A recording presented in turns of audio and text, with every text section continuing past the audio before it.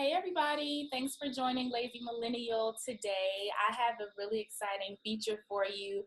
My schoolmate we met at Emory University, Travis, is here with us, and I'm gonna let him go into detail about all of the things that he has going on.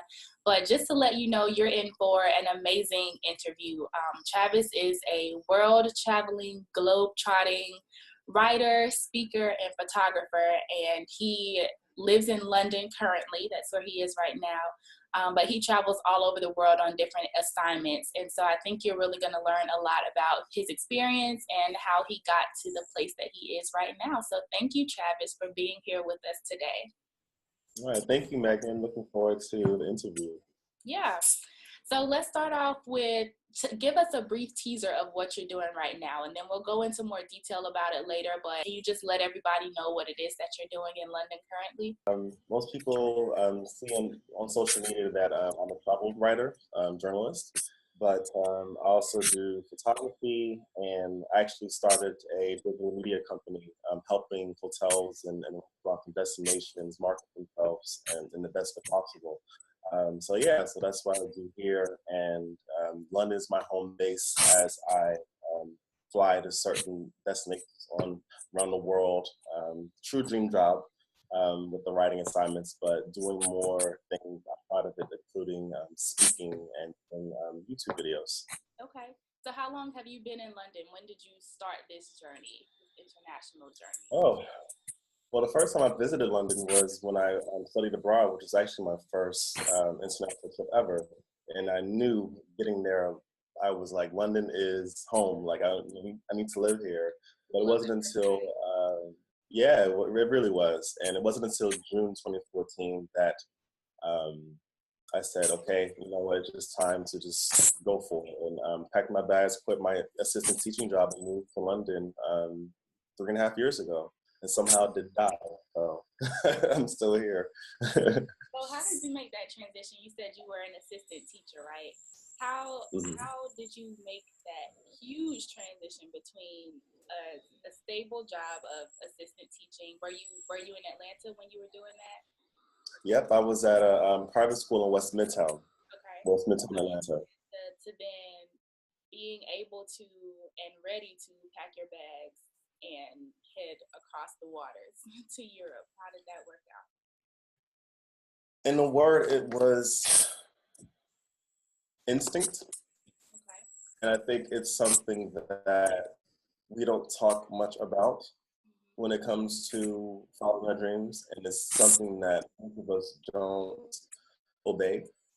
And for me moving to London when I did wasn't really my decision, I'd say. It was more so a beckoning of the heart that just would not stop. Like something just kept telling me like, now is the time to go for it. Now is the time to go for it. And of course, me, just like consciously, I'm like, this is not going to work.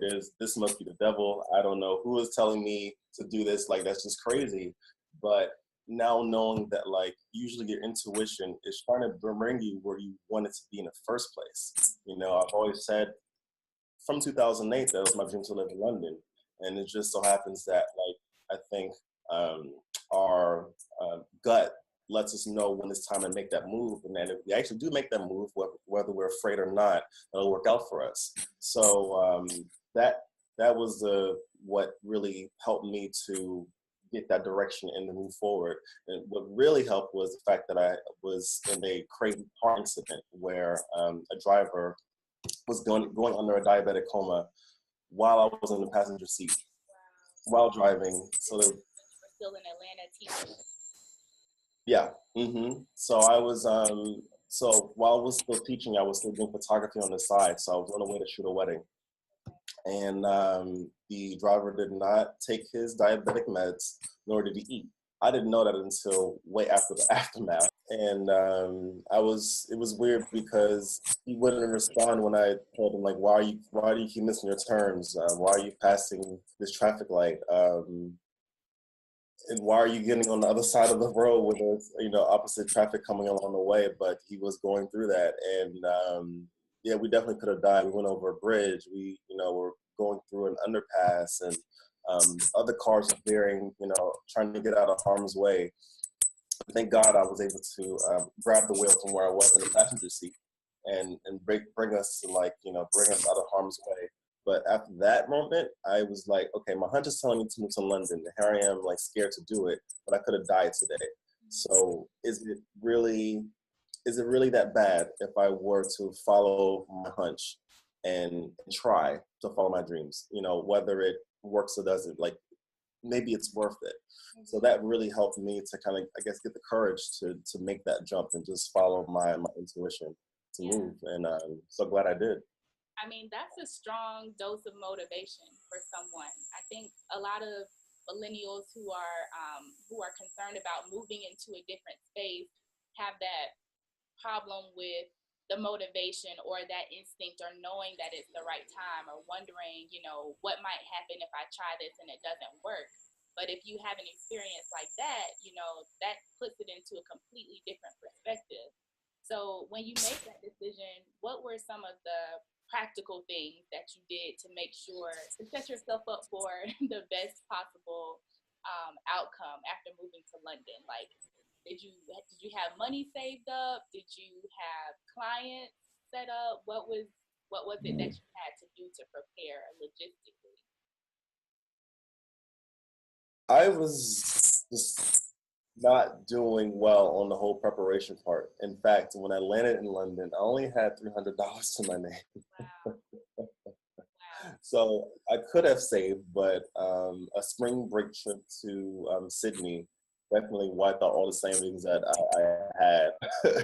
And I don't know, I just think that, and of course this may have been silly at the time, just thinking that, like, okay, well, I'm following my gut. And so if I make this move and obeying that, then, like, everything will work out spectacularly, basically. And it wasn't really the case in the first few months. It was definitely a hard struggle. And even me getting there, I was just like, hopping from place to place amongst friends and whatnot. So it was very, very tough. So I don't know, I felt like even though I had such a long leeway to prepare, I really I could have done much more to prepare before getting to London, but that's okay, because I'm still here, and even the mistakes that I've made, like, it's fine. I still was able to achieve the very thing that led me here in the first place. Mm-hmm. And those mistakes help you learn too, and sometimes they help you learn a little better than if you hadn't made those mistakes to begin with. Exactly. So, going back to before you went to London, before you became an assistant teacher, how did you even get into these areas in the first place? Like, how did you know that you wanted to write or to do photography or to do speaking? How did those skills come about for you? Well, it's kind of an interesting journey. So senior year of college, I honestly hated academics at the point. I was just so uninspired with what was going on. And the two things that I felt kind of just bolstered my spirit and enthusiasm and passion was writing and photography. Writing came first, actually. So I started to write about music in a music magazine called Frequency. I don't know if you remember that one at Emory. I do. Okay, yeah. So that's when I got my first chops of, like, like journalism, I guess, and started doing writing and photography eventually for the Emory Will. And April, month before I graduated, I got into photography with my little pocket camera. I'm like, I don't know what this is, but more than any other thing I've done this year, I feel alive. And so I started to pursue that. And I've done some really cool things with it before I became a teacher. So I was doing New York Fashion Week and London Fashion Week, and doing, like, celebrity events and weddings here and there. But decided to get an assistant teacher job because money is more secure that way, and also because I love, interacting with children and inspiring them in some way to kind of hopefully get them in the right direction, especially as young adults, trying to figure out their passions. So that's why I was doing teaching and doing photography too. And I guess London, that sort of, like, gut that told me to make that jump, I guess what was waiting for me was for me to employ all those sorts of passions I've had with speaking and photography and the writing, and to do it in the place that I love the most. So yeah, it just worked out that way. Yeah, it did work out very well for you. So great. But okay, between you having just started photography during your senior year of college and then shooting New York Fashion Week, London Fashion Week, that's a big gap. So how did you excel to the point where you were able to participate in those events? Was it a lot of networking? Like obviously your actual skills had to be good, right? But as far as being connected to that space, like how did you make that leap from budding photographer to I'm actually doing this? You know, that journey was only 11 months actually, which is crazy to me.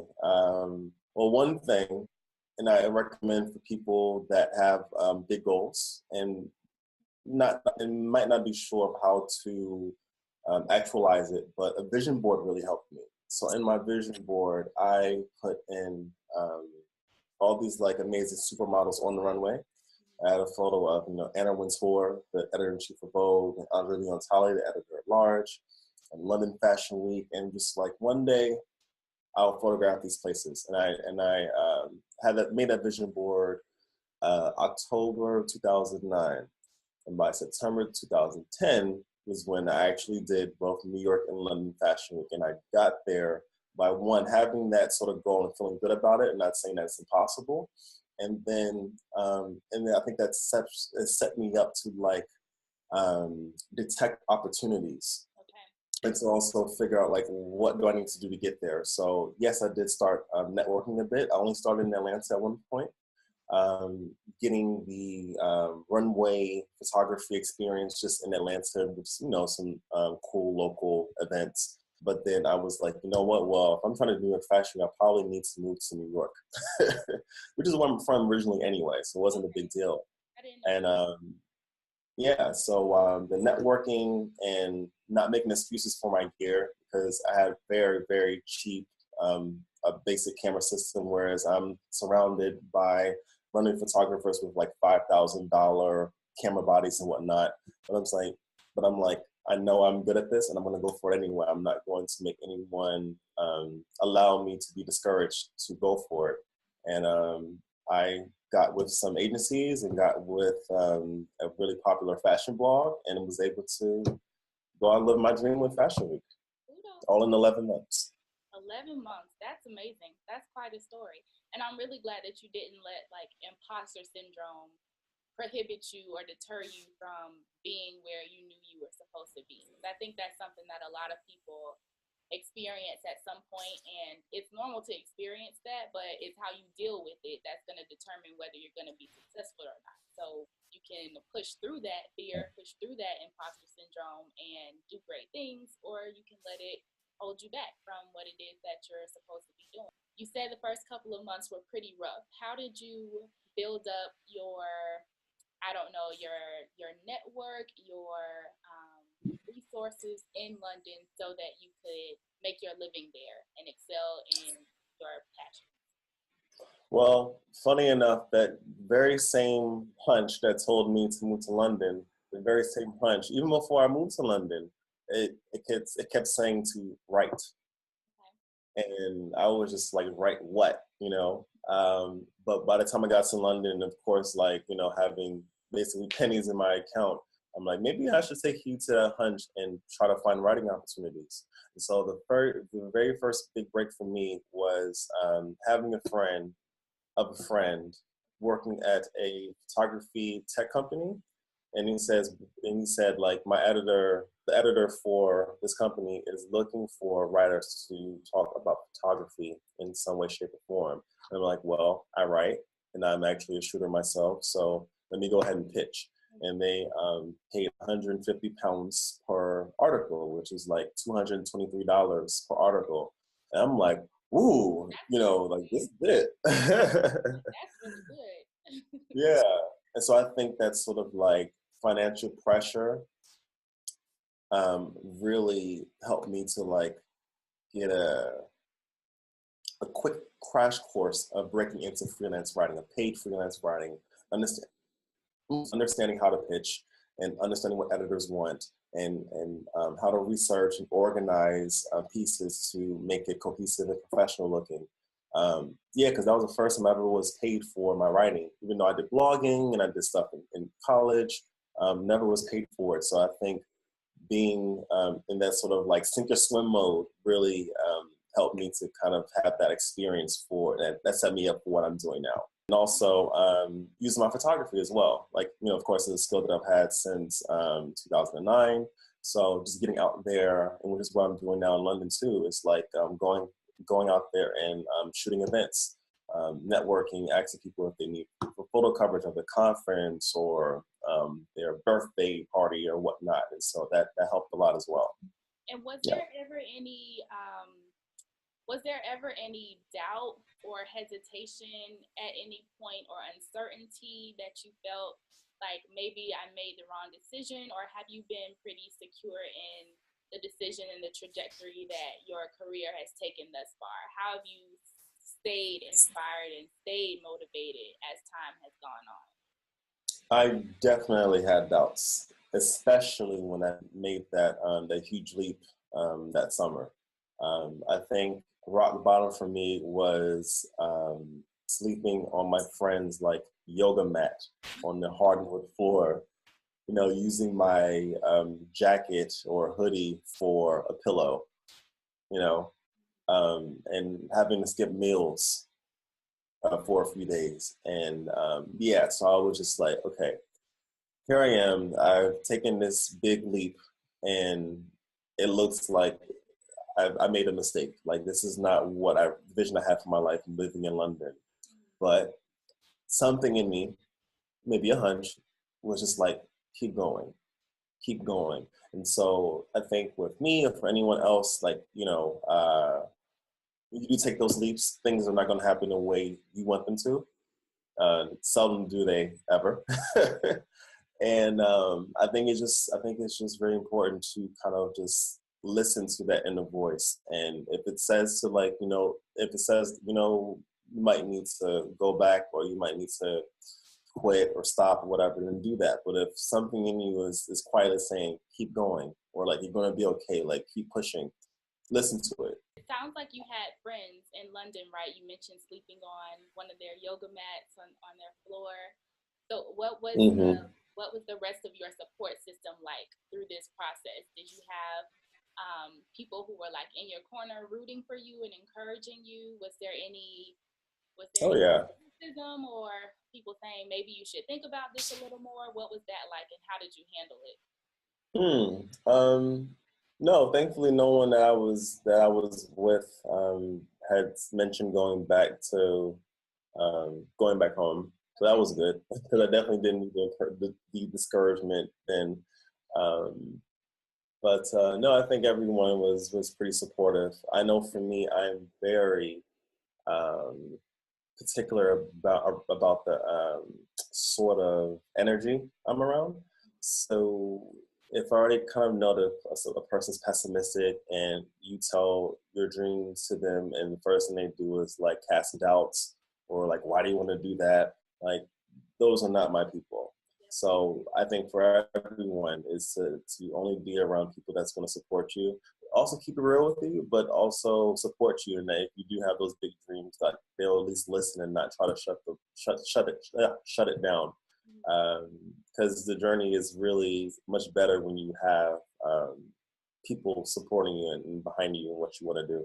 Yeah, I think that is so important. Like, I always tell people, everybody doesn't need to know everything, even if they're, you know, your friends or your family. Like, you know what type of responses and attitudes people have. So if you're looking to go out here and do something great, and you don't need that discouragement, like you said, you don't need those pessimistic words in your mind. You need to be on it and ready to go. You might want to consider, you know, holding off on telling that person until later, you know, or I don't know, maybe not at all, but just being very cognizant of like the energies that you put out there and the energies that you receive, because those really affect how you're able to go forth and prosper or not prosper. Exactly. And to put that and also like talk about that, like parents. Sometimes when it comes to parents and you trying to pursue your dreams, you know they love you and they mean the best. Those are probably one of the biggest proponents of your basically not following what you really want to do in your life, even though if they mean well, you know what I mean? And so I know when I was going through what I was going through those first few months, you know, they would message me or call me. I'm like, yep, everything's fine. Yep. Bye. Love Oh, you. good. Thanks for calling. Yep. Because I know good and well if they knew how, you know, bad I was doing, like they would be like, you know, why did you do this? You should come back home. Like, you know, it's okay. Just I'm like, no, I have to go through this journey on myself and I need to figure it out. And I know that I will live a life of regret if I didn't do it, if I didn't elect to suffer and learn the way I needed to learn. And so, yeah, so you're right. Like sometimes you can't even tell family what you want to do, what you're up to, just to kind of keep the peace of mind of knowing that like you're on the right track of your journey and not theirs and what they expect you to be going through. So. Right. Definitely. So in the place that you are right now, as far as, you know, having established your skills and your brand and all of the services that you provide, um, how is it? How is it? Is it what you expected it to be? Is it positive? Are there any downsides or things that you would want to do differently in the future? Where are you at currently? Good question. I'm actually in a real exciting place. So for me, I sometimes feel, let's not put it that way. Let's just say that I don't think I'm the world's best entrepreneur. And I don't feel like I'm a natural born entrepreneur. So I think that with people that feel like they have a calling in it, you have to learn a lot and do things you don't want to do. That's one big lesson I've learned. Is like people might quit their job because they want to stop doing what they don't want to do.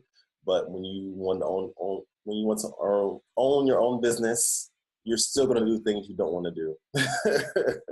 Like you know, if you didn't like structure, then Right.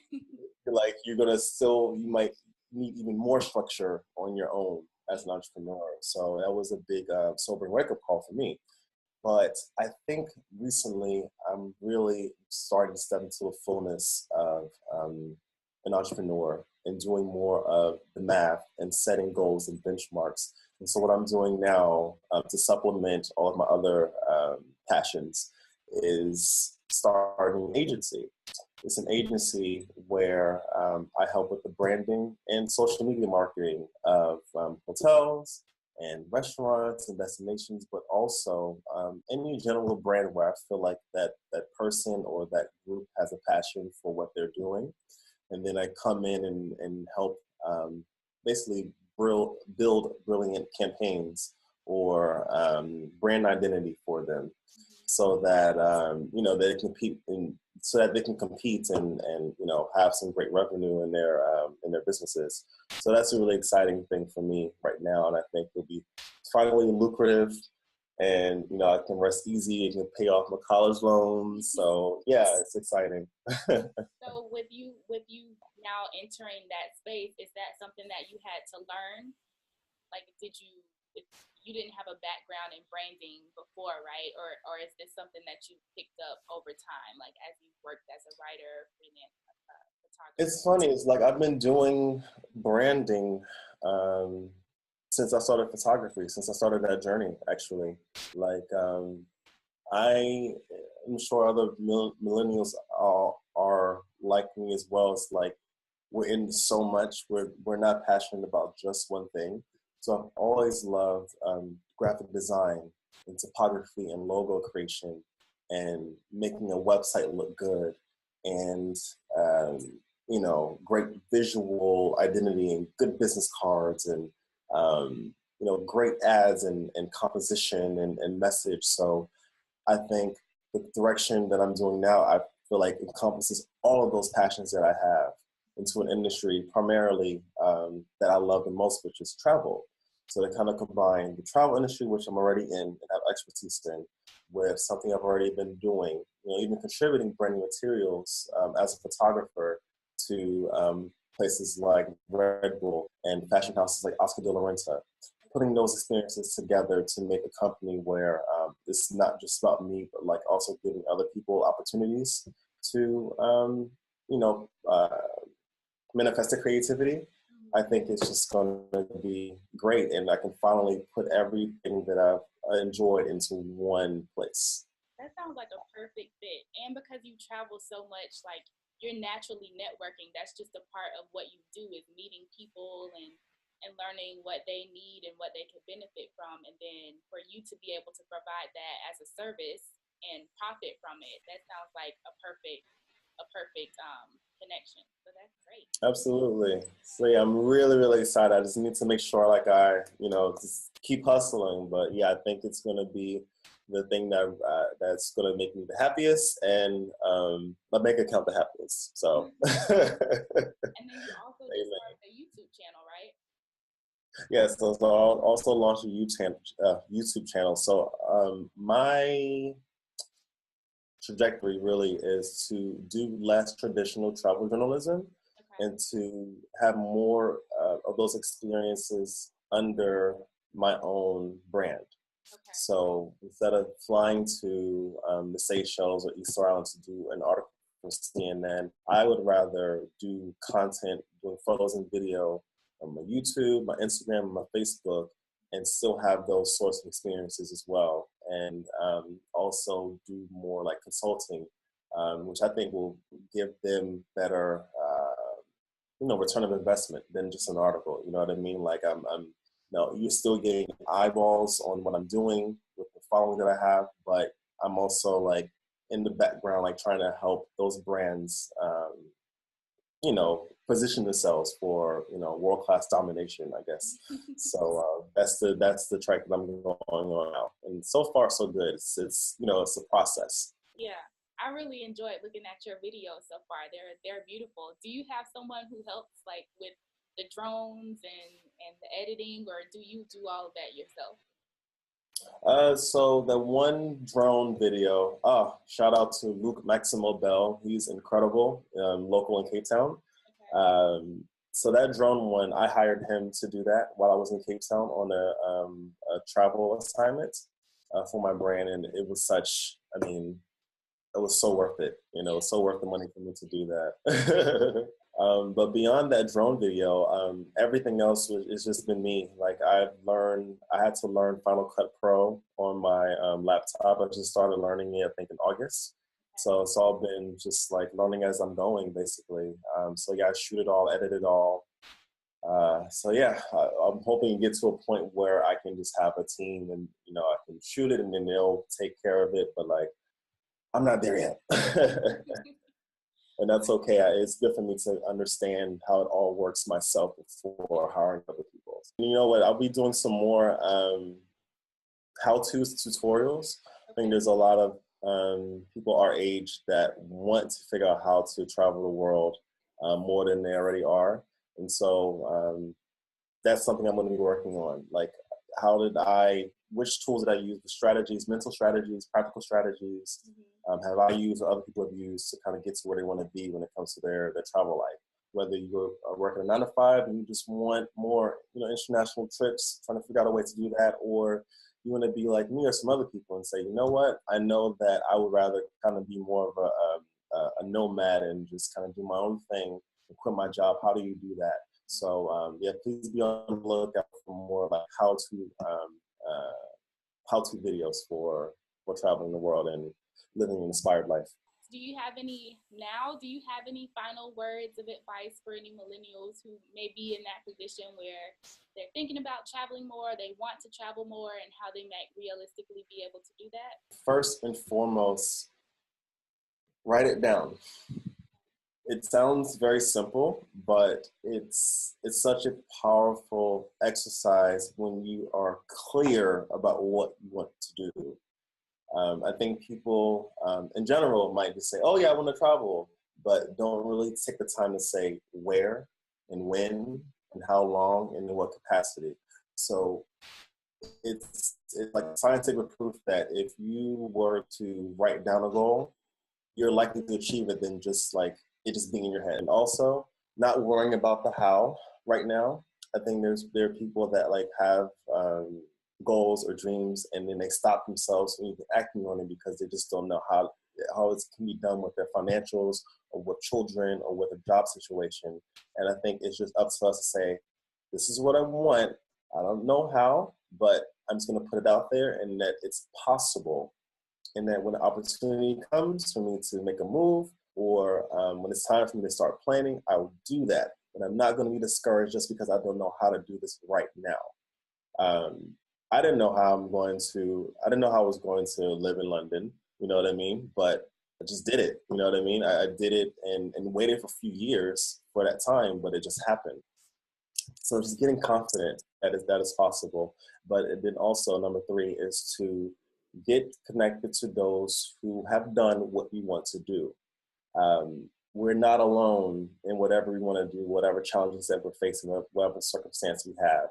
So if you are, a mother of 4 and you're trying to figure out how to travel more, there are definitely women with just as much children with family duties that have made it happen. So ask them and see how you can, glean that sort of wisdom from them so you can feel more confident you can do it too.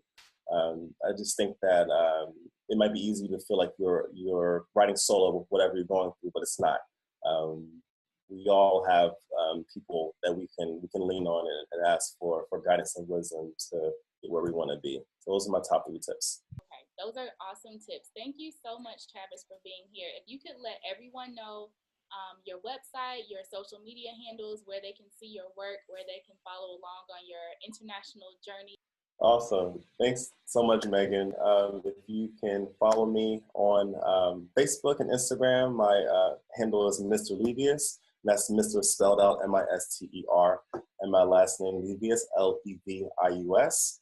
I'm on YouTube, and my website is mrlevius.com, and hopefully in a few months I'll have it up and ready the way I want it to. But for now, social media is the best way to reach out or see what I'm doing. And yeah, we'd love to hear from you guys. All right. I'll be sure to put all of that in the description box for you all as well. But again, thank you so much, Travis, listening to Travis for being here today. I really appreciate it. And I think everybody's going to get a lot from this interview. So thank you so much. It's an honor. Thank you so much, Megan, for having me on here. Loved it.